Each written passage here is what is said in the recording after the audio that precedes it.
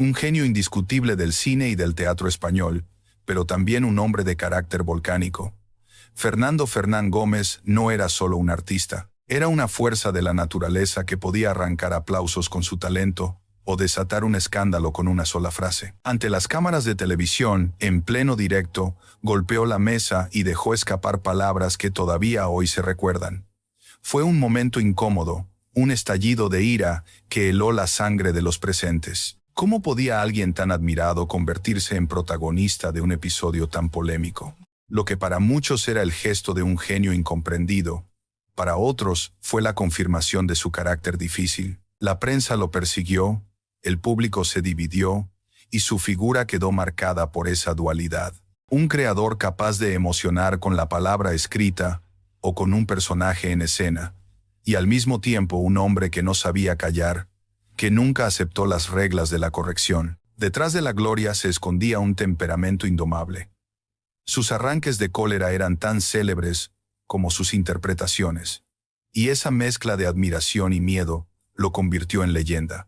¿Era víctima de un carácter imposible o un artista que se negó a ser domesticado?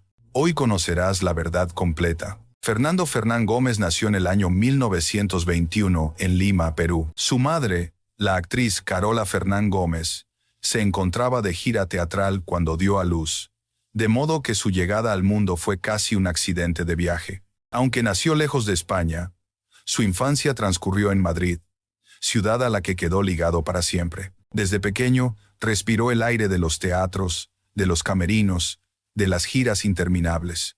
Su madre lo educó entre bambalinas, rodeado de decorados y voces de actores que se preparaban para salir a escena. Ese ambiente bohemio fue su primera escuela, y también la semilla de su destino.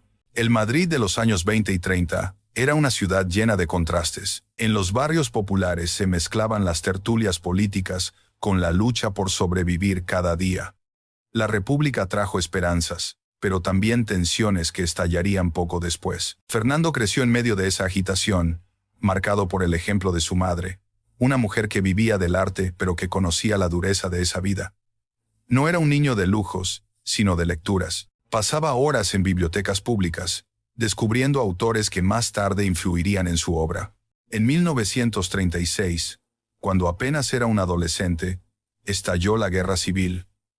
Su juventud quedó atravesada por la violencia, el miedo y la escasez. Sufrió bombardeos, noches de sirenas, y el desconcierto de ver cómo un país se dividía en dos. Esa experiencia lo marcó profundamente. Allí nació el temperamento inconformista que lo acompañaría toda su vida. Entendió pronto que el mundo no era justo, que había que cuestionarlo y que el arte podía ser un arma tan poderosa como un fusil. Tras la guerra llegó la dictadura. España se convirtió en un lugar silencioso, donde opinar demasiado podía costar caro.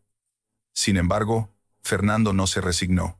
Estudió filosofía y letras, pero la universidad no lo retuvo.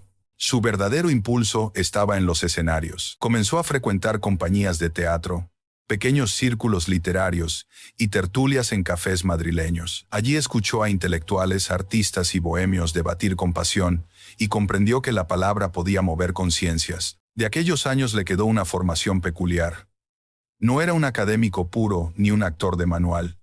Era una mezcla de autodidacta, lector voraz y joven rebelde. Admiraba a Cervantes, a Quevedo y a Valle Inclán. Se alimentaba de literatura y de las historias que escuchaba a su madre. Todo eso moldeó su carácter y su estilo. Ya no sería nunca un intérprete cualquiera, sino un hombre que pensaba, discutía y escribía tanto como actuaba. La dureza de la posguerra le enseñó también el valor de la resistencia. Mientras otros se acomodaban en el silencio, él buscaba siempre la manera de expresar lo que sentía. Tenía una voz grave, una presencia que imponía, y un espíritu inquieto que no podía ocultar. Desde el comienzo, llamó la atención no solo por su talento, sino por su manera de ser.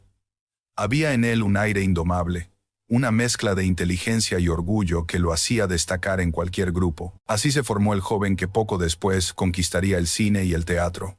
Su infancia en camerinos, su adolescencia en tiempos de guerra, y su juventud en una España amordazada, forjaron un artista único. La historia de un niño curioso y de un adolescente rebelde estaba a punto de transformarse en la de un creador que marcaría la cultura de un país entero. A comienzos de los años 40, Fernando Fernán Gómez decidió lanzarse de lleno al cine.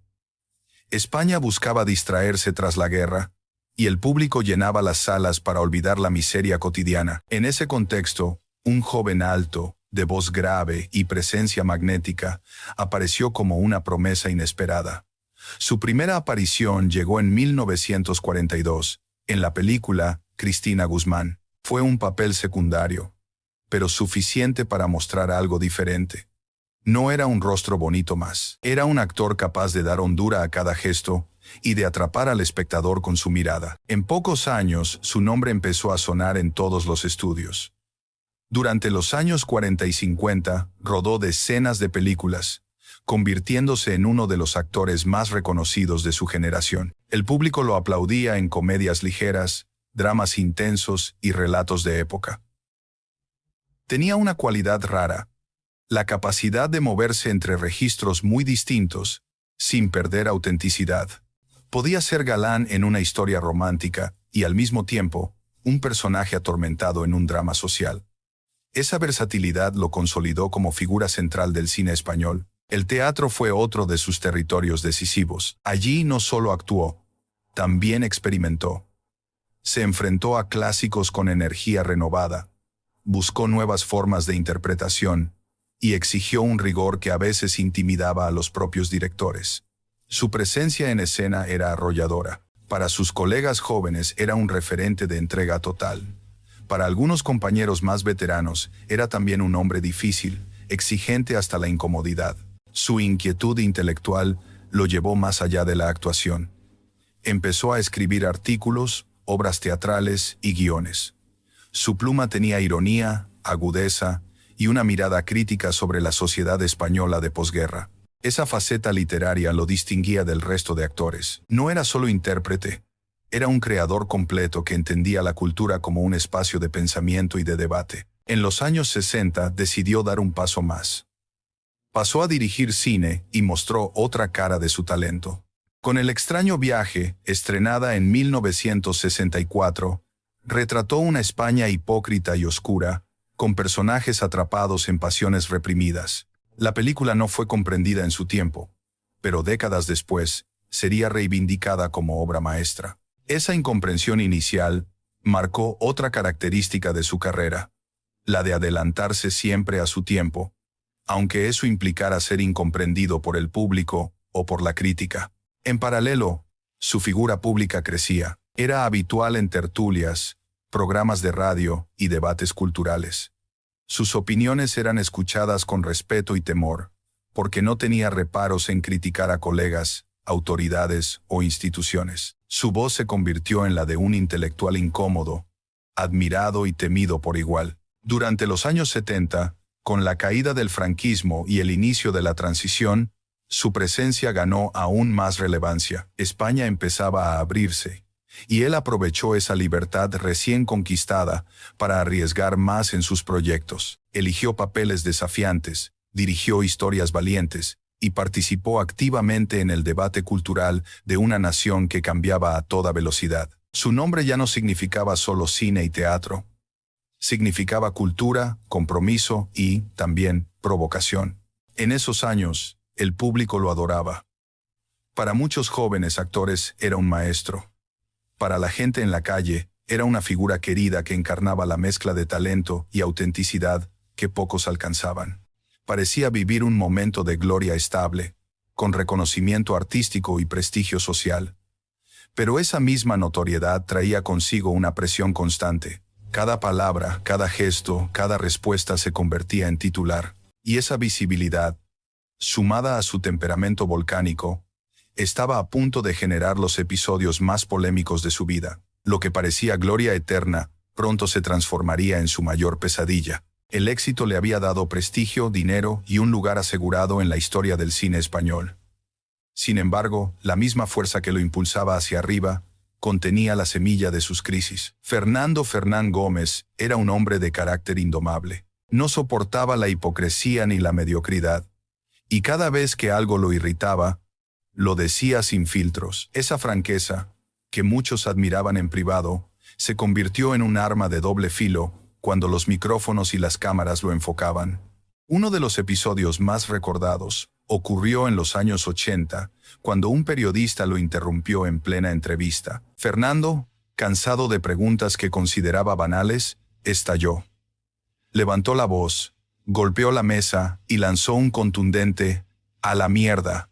que resonó en todo el plató. El público quedó helado. La prensa lo convirtió en noticia de portada. Para algunos fue una salida de tono imperdonable, prueba de que su temperamento lo hacía ingobernable. Para otros fue un gesto de sinceridad brutal, el desahogo de un genio que se negaba a ser domesticado por los medios. Ese no fue un hecho aislado. A lo largo de su carrera protagonizó varios enfrentamientos públicos. Discutía con críticos, respondía con dureza a quienes lo cuestionaban, y no dudaba en insultar si se sentía provocado. La televisión, que lo había convertido en figura nacional, también fue escenario de sus explosiones más famosas. Esos arranques de ira lo hicieron tan célebre como sus mejores interpretaciones. La sociedad española vivía un momento de apertura durante la transición.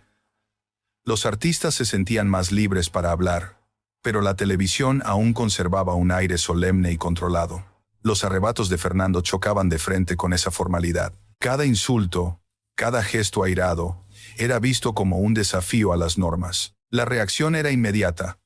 Titulares escandalosos, debates en tertulias y discusiones sobre si un actor de su prestigio debía comportarse de esa manera. El escándalo no solo afectaba a su imagen pública, también tuvo consecuencias profesionales. Algunos productores temían contratarlo, convencidos de que en cualquier momento podía estallar delante de una cámara o en una rueda de prensa. Hubo directores que preferían evitarlo para no arriesgarse a un conflicto. Aunque su talento era incuestionable, su carácter lo convertía en un aliado peligroso. Pero a pesar de las críticas y las censuras veladas, Fernando nunca se disculpaba. Su filosofía era clara: prefería decir lo que pensaba antes que callar y ser aceptado. Esa actitud lo hizo ganar enemigos en los despachos, pero también le otorgó una autenticidad que el público valoraba. Había quienes lo juzgaban como un hombre imposible, y había quienes lo veían como el último intelectual sincero en un mundo lleno de máscaras. La tensión llegó a tal punto que su figura se convirtió en un símbolo de la contradicción. Era uno de los actores más respetados y, al mismo tiempo, uno de los más criticados por su comportamiento. Podía recibir un premio importante, y días después, ser destrozado en los periódicos por un arranque de ira. Esa montaña rusa emocional se convirtió en parte inseparable de su mito. En el fondo, cada escándalo reforzaba la imagen de un hombre que no sabía doblegarse. Su cólera no fue una anécdota, sino un rasgo esencial de su personalidad. Y aunque esas explosiones pusieron en riesgo su carrera más de una vez, también lo transformaron en una figura fascinante, imprevisible y, sobre todo, imposible de ignorar. ¿Podría alguien sobrevivir a semejante golpe y seguir siendo leyenda? Los estallidos de carácter habían dejado cicatrices en su imagen. A finales de los años 80 y durante los 90, Fernando Fernán Gómez ya era considerado un mito, pero también cargaba con la fama de hombre difícil. Algunos medios lo señalaban como un actor en declive, incapaz de adaptarse a la nueva era mediática. Los jóvenes intérpretes, más cuidadosos con la prensa, lo superaban en popularidad, y sin embargo, su figura seguía siendo imprescindible. La caída no fue un derrumbe total, sino un desgaste lento. Hubo proyectos cancelados por miedo a sus arrebatos. Hubo productores que lo dejaron a un lado. Incluso recibió invitaciones limitadas a ciertos programas de televisión porque los responsables temían un escándalo en directo. El precio de su sinceridad era alto. Y aunque no perdió del todo el trabajo, sí sintió la soledad de un creador rodeado de prejuicios. En esos años, Fernando se refugió en la escritura. Publicó novelas, memorias y obras de teatro. Allí encontraba un espacio sin censura, un lugar donde podía expresarse sin temer a la prensa.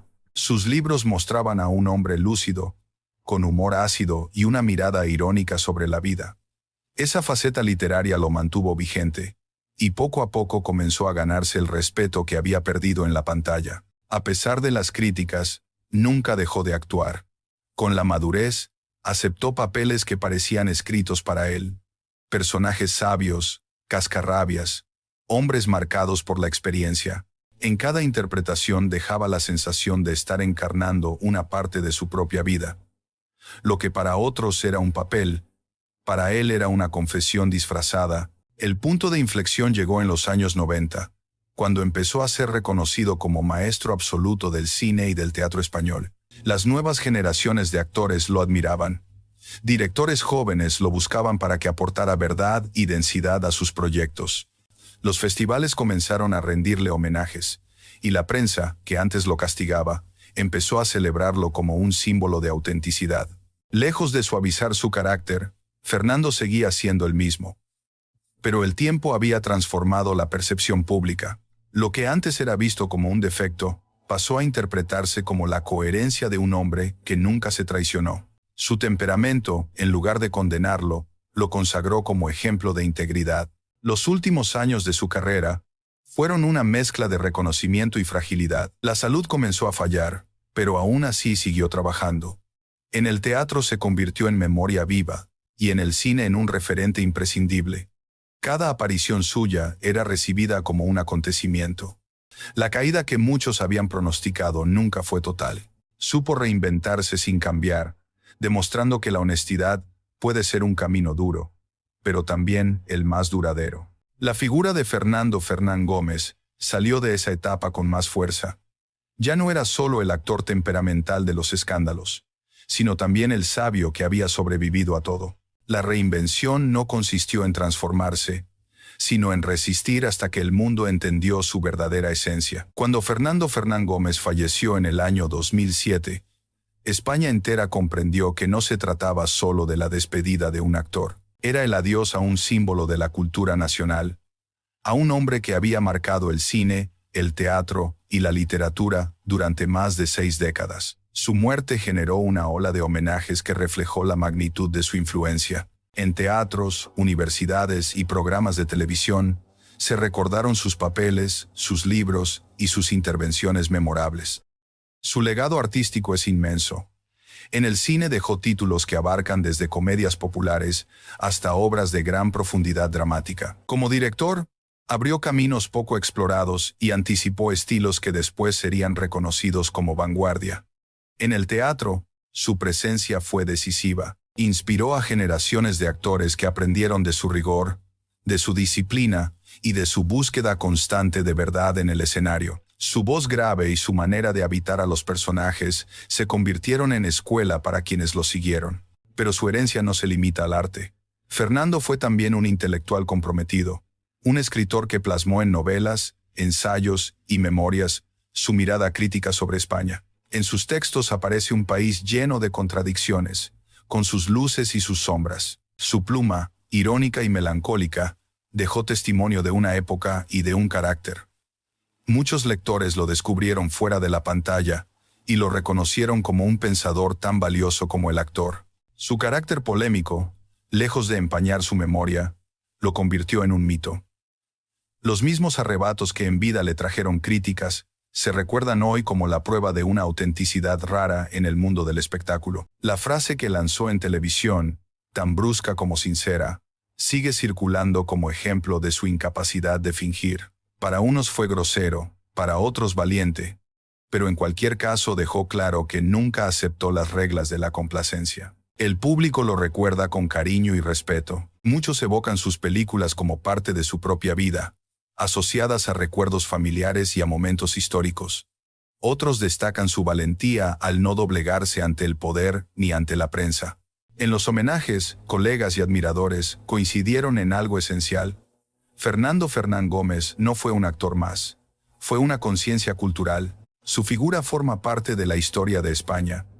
En él se reflejan las luchas de un país que pasó de la dictadura a la democracia, del silencio a la libertad de expresión.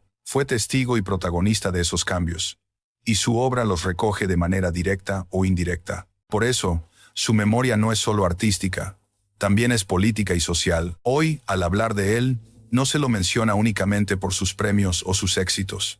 Se lo recuerda como un hombre íntegro, a veces incómodo, siempre fiel a sí mismo. Esa fidelidad lo convirtió en eterno. Los artistas que lo siguieron lo ven como referente de valentía y coherencia. El público lo mantiene vivo en la memoria colectiva, y su obra sigue proyectándose, leyéndose y representándose, como si el tiempo no pudiera borrar su huella. Fernando Fernán Gómez no fue solo un creador, fue un espejo de España. Su legado trasciende el cine y el teatro. Habla de honestidad, de pasión y de la imposibilidad de callar cuando algo quema por dentro. Esa es la herencia que dejó. La certeza de que el arte, cuando es verdadero, nunca muere. Fernando Fernán Gómez fue un hombre que se negó a la docilidad. Actor, director y escritor, brilló en cada escenario que pisó y dejó cicatrices en cada debate que protagonizó. Su talento fue tan desbordante como su carácter. Su cólera, que en vida levantó polémicas, hoy se entiende como la prueba de una autenticidad rara, imposible de repetir. No fue un artista complaciente, fue un creador incómodo que obligó a mirar de frente las contradicciones de España. Su voz grave, su figura imponente y su mirada irónica lo convirtieron en un mito cultural. Ni la censura, ni la crítica, ni los escándalos pudieron borrar su huella. Su obra sigue viva, sus frases aún resuenan, y su memoria continúa inspirando a nuevas generaciones. Fernando Fernán Gómez no fue una estrella fugaz, fue un mito eterno en la memoria de España. Y si quieres descubrir otra historia igual de sorprendente, mira ahora el video recomendado en el primer comentario.